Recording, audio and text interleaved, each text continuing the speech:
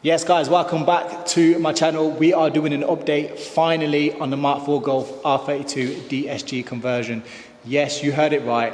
I am DSG converting a Mark 4 Golf R32. Now in Germany, they actually got these from factory. In the UK, we only got them in manual, and hands up, they are the best in manual. Of course they are, but I have got a few manuals and I thought, you know what, I wanted to set myself a bit of a challenge because I haven't got enough projects as it is, it seems. But before we get into today's update, I think we should do a recap because I can't even remember where I left this off. I've had to go and watch the videos back to remember what I actually did. So let's get into a recap and then we'll get straight back into the video. So a few months ago, I bought this Mark 1 Audi TT 3.2 DSG for £2,000 from a guy called Sean. I already had a 5-door Mark 4 Golf R32 in the unit ready to be scrapped, and I thought, you know what, why don't I make a practical daily out of the two cars combined? Instead of converting the engine to a manual like all the other Mark 4 R32s in the UK, I thought, why don't I be a little bit different and convert this one to a DSG just like the ones they got in Germany. Now the next task was to remove the engine out of the Mark 1 TT and put it into the Mark 4 R32. Now the engines are very similar. You're going to see a clip of me taking the engine out and literally rolling into the Mark 4, but this is not how easy it was. This is literally just an edit. If you want to see how difficult it is and what needs changing, make sure you go back and watch all of my previous videos on this build. And after a lot of messing about, we got the first startup of the TT engine with the DSG gearbox in the Mark 4 R32.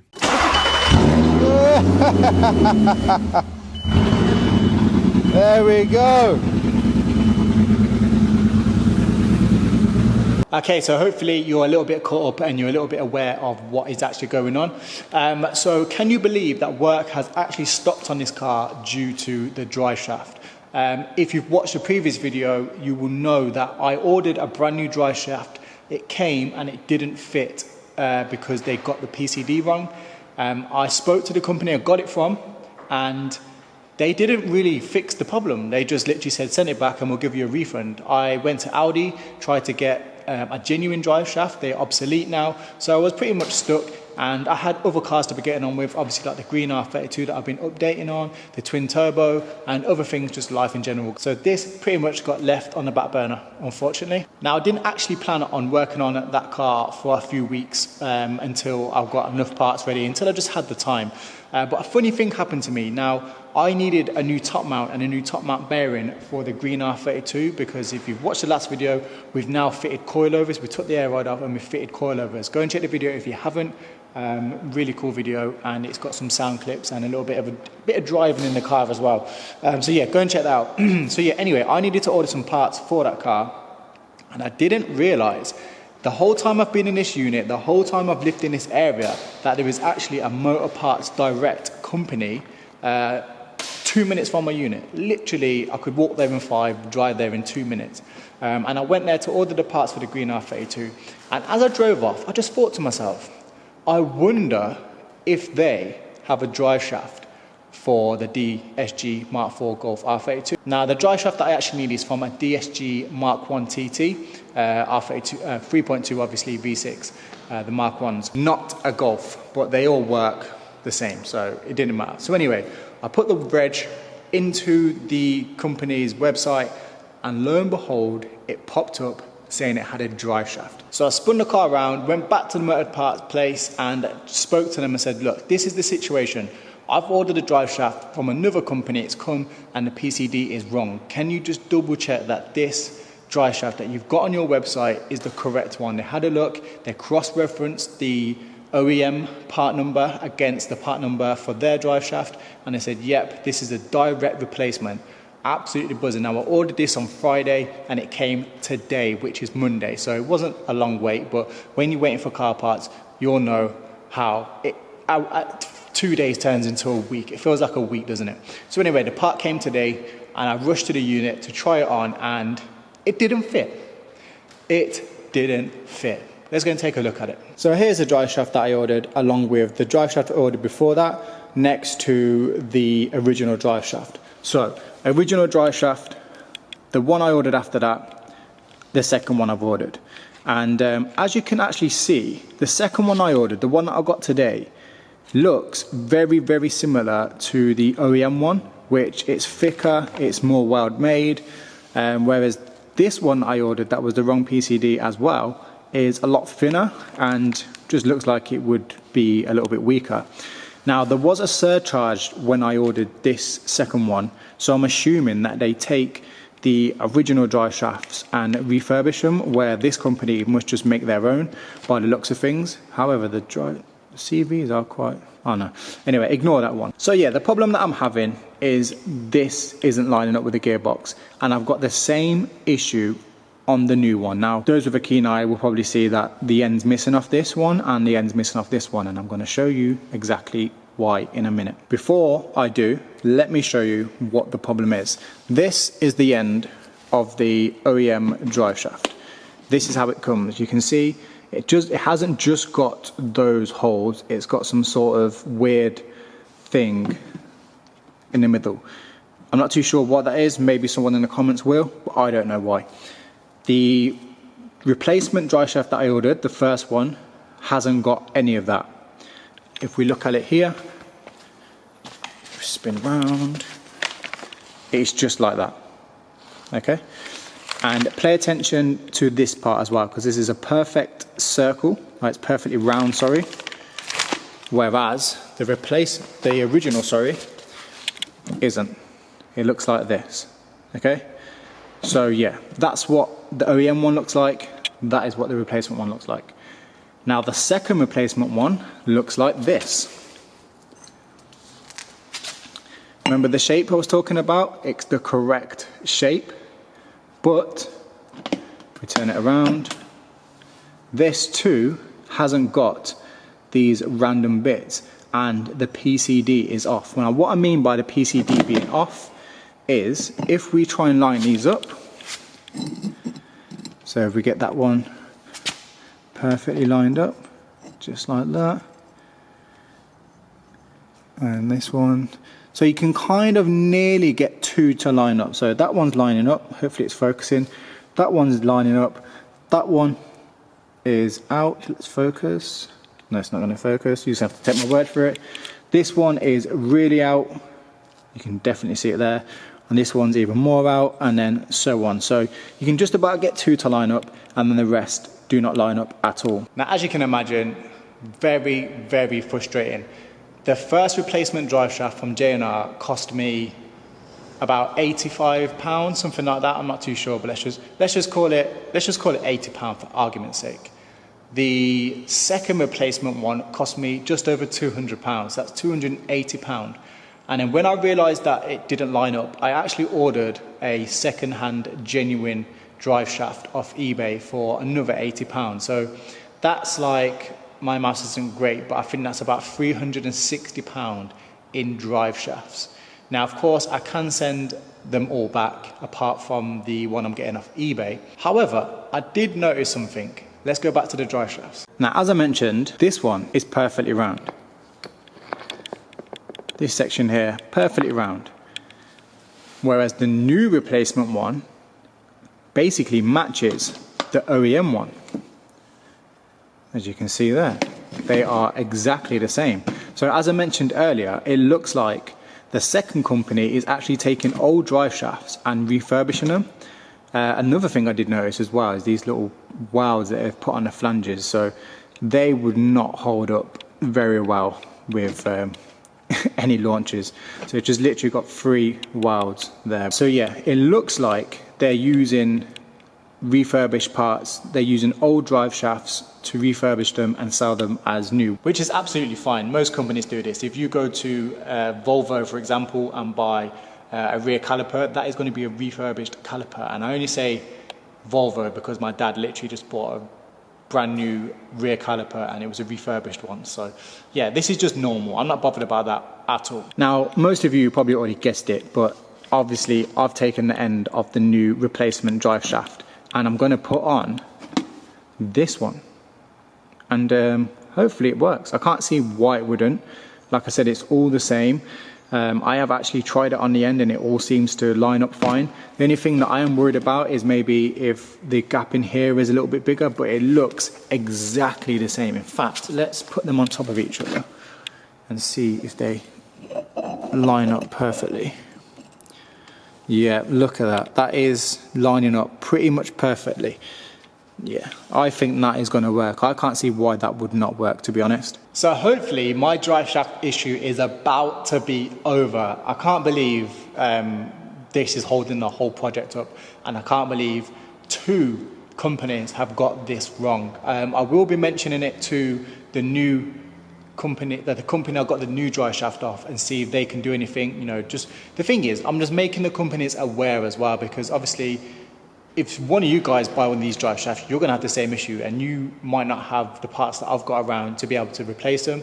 Imagine if this was my only car and it was in the garage and I needed a replacement drive shaft. I ordered one and the J&R one came, for example, and it didn't fit. So you got the labor cost, the cost of not having a car, and then you contact them and they say, well, there's nothing we can do, send me your drive shaft back. What I would have liked from that company is for them to say, look, we acknowledge the mistake, send me your original drive shaft or just the end of it, we'll make you the part that you need and send the complete drive shaft back out. Or something along them. Am I asking too much? I don't know, maybe I'm asking too much. That's just something that I would have done. But anyway, listen, I'm just waffling on. I'm gonna get this drive shaft put together, my own special Anton concoction of drive shaft, put it on the car, take the car out in the yard, and see if it drives any better.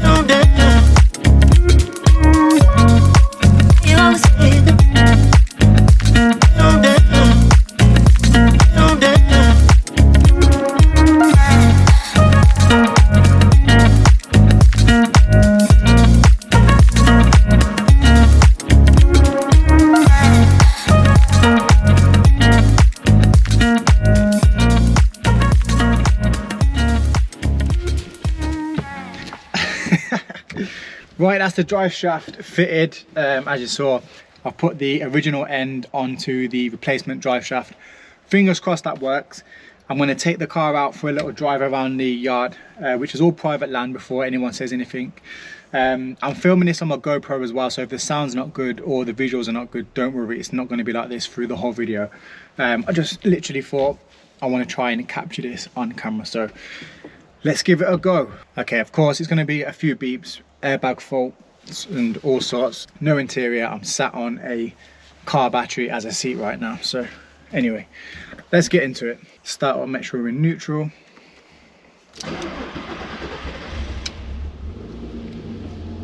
Okay, now I did actually take this out before I changed the drive shaft, while it was on that bodged drive shaft that I sellotaped up, and it was making a few bad noises, so hopefully they're gone.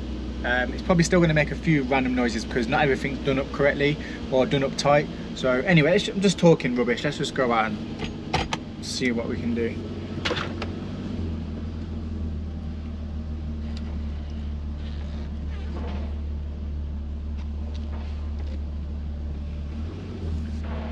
Now I've got a fair bit of land I can drive on, but can't really get.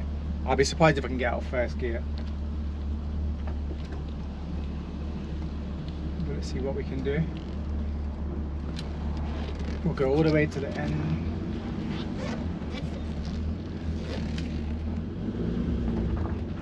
So I'm not hearing much as of yet in reverse. As in like any noises or anything like that. Feels so weird not having a gear stick. Right, or clutch. I'm like, keep going to press the clutch. Anyway.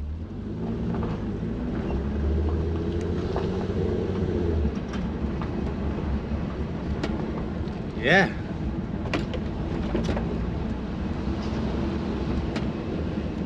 So far, so good.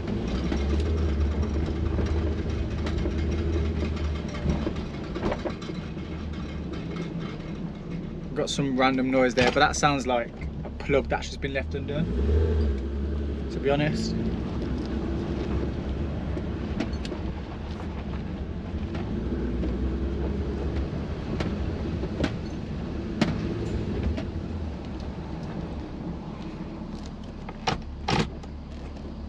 Tell you what, let's go into manual and see if the paddle shift's working. So we're in first, second, third. That noise is ruining the drive. I wonder what that is. But yeah, paddle shift's working anyway. Whoa.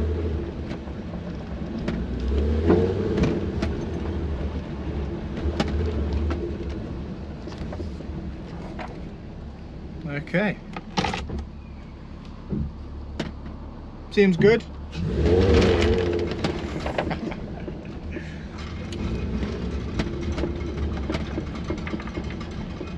Trying to think what that noise could be.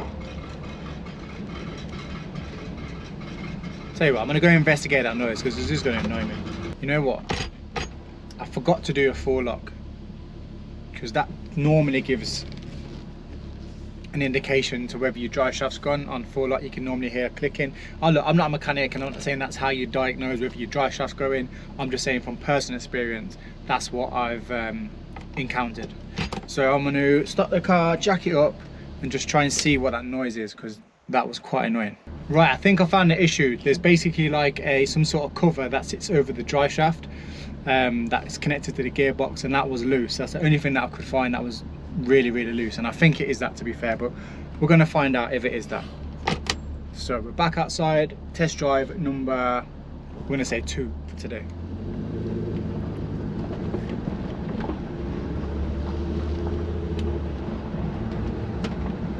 Yeah, that's driving over a few bumps. That's driving nice, that is.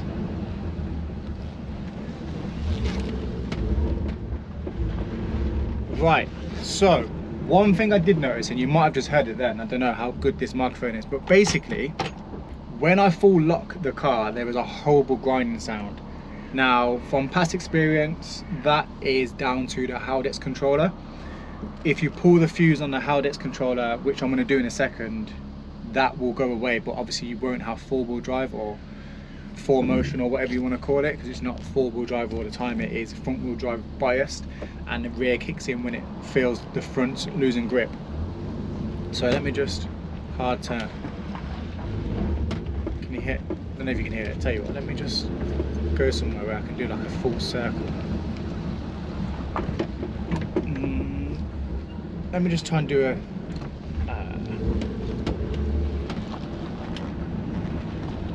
right, let's try now. So full lock. Can you hear that? Oh, that is horrible. So one sound is that Haldex noise and the other sound is the steering pump, so it might just be a little bit low on power steering fluid because obviously I've had all of that off, so I might not have topped it up properly. But what I'm going to do now is pull the fuse for the Haldex. I need to try and remember which one it is. I think it's a 5 amp fuse anyway, so it's that one. Well, I think it is anyway, I'm pretty sure it is. So let's try that full lock again and it'll probably go away. Right, so oh, you know what, that wasn't the right one. That was obviously for the DSG or something. Right, so I was actually right, it is that fuse that I pulled out initially. It's fuse 31, which is a 5 amp fuse, but by pulling that fuse it also stops the DSG gearbox from working. So I know that is the Haldex anyway. It's the Haldex controller normally. I'll replace the Haldex controller. I've still got the TT that this engine came out of, so I can literally just whip the controller off that car and pull it on this one. I say just, it is a bit of a faff, but it is literally just 2 bolts, but the car needs to be in the air, and the rear Haldex needs, the whole thing needs servicing anyway, so it is what it is. But yeah, I'm pretty happy with that. That noise has gone away now.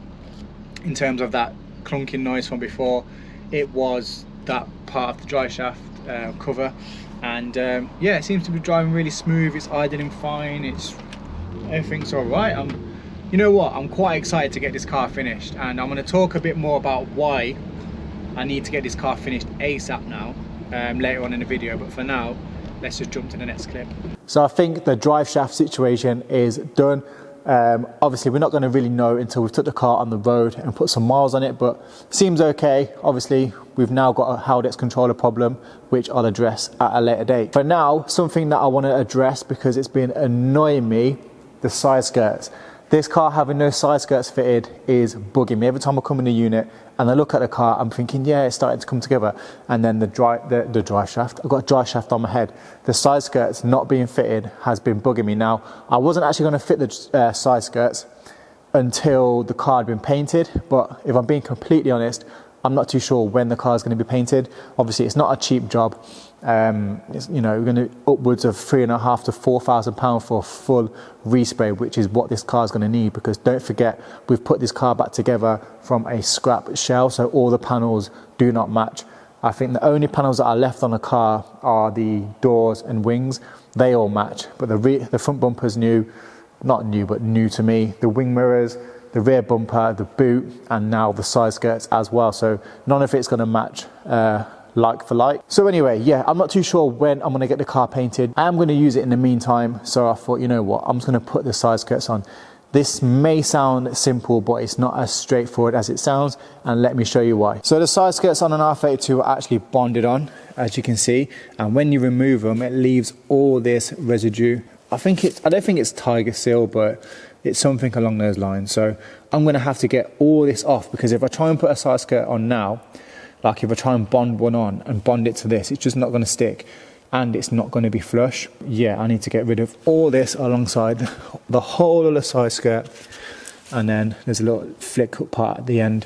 It's not too bad. I have seen worse. In fact, I've actually got worse. Let me show you. So this is a 3-door R32 shell that I've got, and the rear of the side skirt is a little bit different. So it goes the same, and then it goes up like this and sits here instead of down here.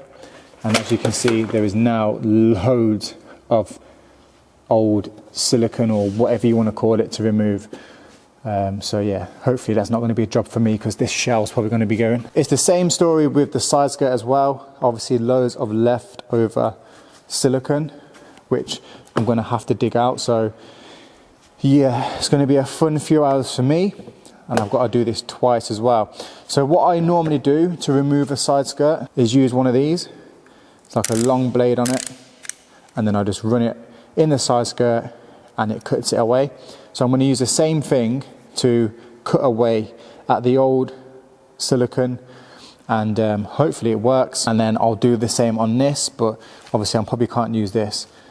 I'll have to think of a different plan for this, because it has got some like weird edges. So the silicone will sit in here and it's got like a little bit of a lip, so you have to be careful not to cut that lip away. So yeah, anyway, I'm not going to bore you too much more. Let's get straight into it.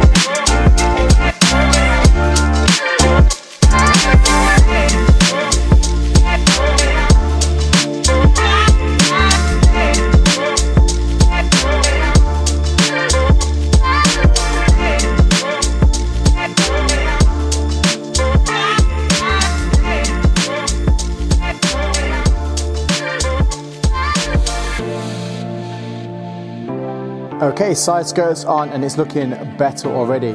Now, as mentioned, they do need to come back off, so I've literally just put the littlest bit of silicone sealant or whatever you want to call it on each side skirt. So I'll put about 3 blobs on, and then we're just going to wait for that to dry. It does actually screw in on this end with a Torx, and then on this end it's got like a funny shape, so it hooks around, so it's kind of like stuck on.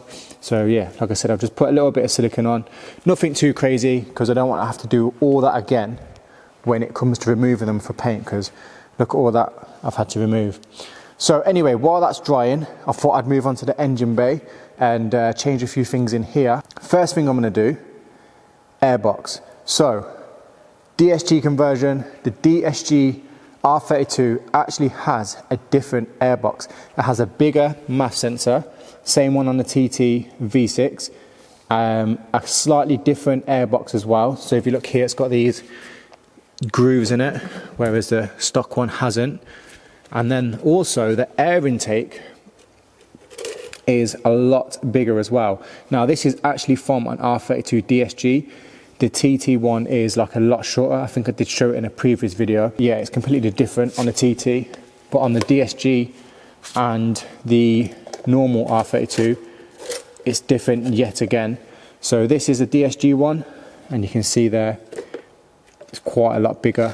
This is quite a popular upgrade, like an OEM upgrade back in the day. I don't know if people still do it. So yeah, we're gonna have to do a bit of a hybrid thing here because the MAF is different. It's quite a lot bigger. So stock DSG slash V6 3.2 TT.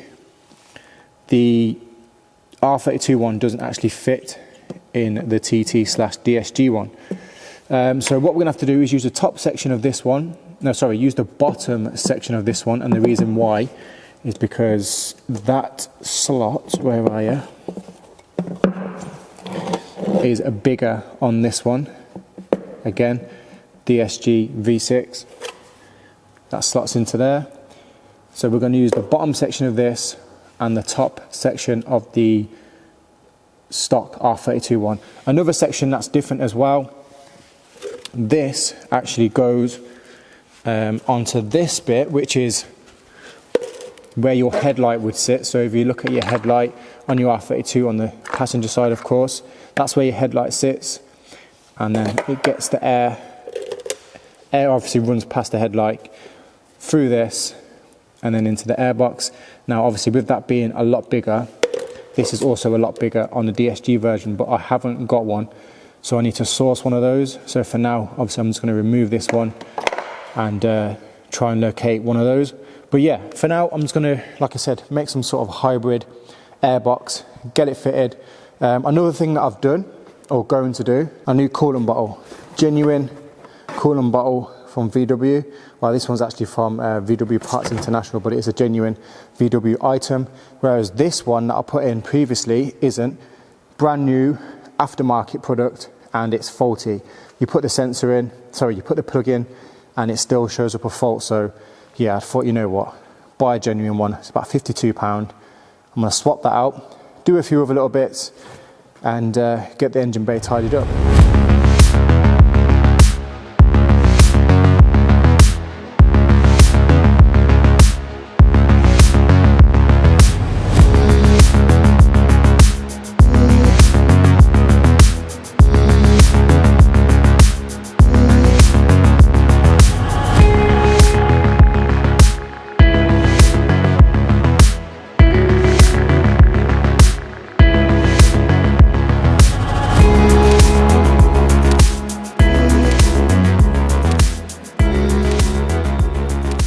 Right, it is now the next day, and I stayed down here really late last night to get a few bits and bobs done. Hay fever's absolutely kicking my head in, so I'm going to fly through this and show you all the little bits and bobs that I did. Obviously, last night we fitted the side skirts, and I've took the tape off, and it's looking so much better. So let me spin the camera around and show you that. So yeah, look at that. That is looking so much better with the side skirts. You can clearly see why I was eager to get those on.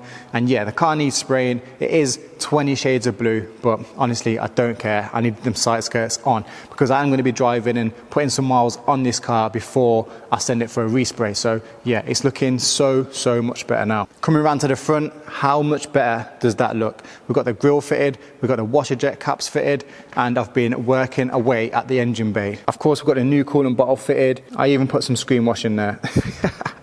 Got a cap on. This thing is broken here. I can't remember what it's called, but yeah, I need to find one of those. I've been looking and looking all day in my stash of parts, but I haven't got one. So I need to order one of those. For now, I've decided to bung it up because it is a VAT line, so it will leak if that isn't blocked up. So yeah, we've got that blocked up for now. We've got the battery tray, battery cover, fuse box cover, all that good stuff, all fitted, battery fitted, even put the wiper motor in, just bits and bobs that you would not even think that takes, you know, 20-25 minutes here and there.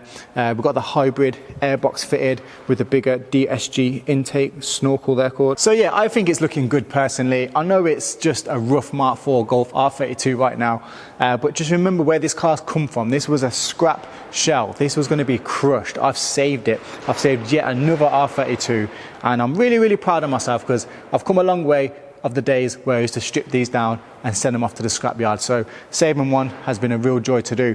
I really want to get this done now because the sun's shining today. It would have been an amazing day to take this out. None of my R32s work, which is a bit annoying to say how many I've got. So yeah, I'm really pushing to get this one done, and I think in the next video we're going to tackle the interior, go through all the codes that are on it. It's got obviously loads of lights on the dash, so we'll go through everything, try and get as much cleared off as possible, send it for a pre-MOT, see what's wrong with it if anything, and then yeah, we'll get it MOT'd and hopefully on the road in the next video. So guys, if you've liked this video, make sure you're going to hit the subscribe button, make sure you hit the like button, all that good stuff. Check out Level Up giveaways because we're giving away that, point my arm properly, either there, that TTRS or £30,000. And if you don't want that car, you can take £30,000 like I just said, and there's loads of cash and loads of other prizes on the site. So yeah, head over there, check that out, or hit the subscribe button.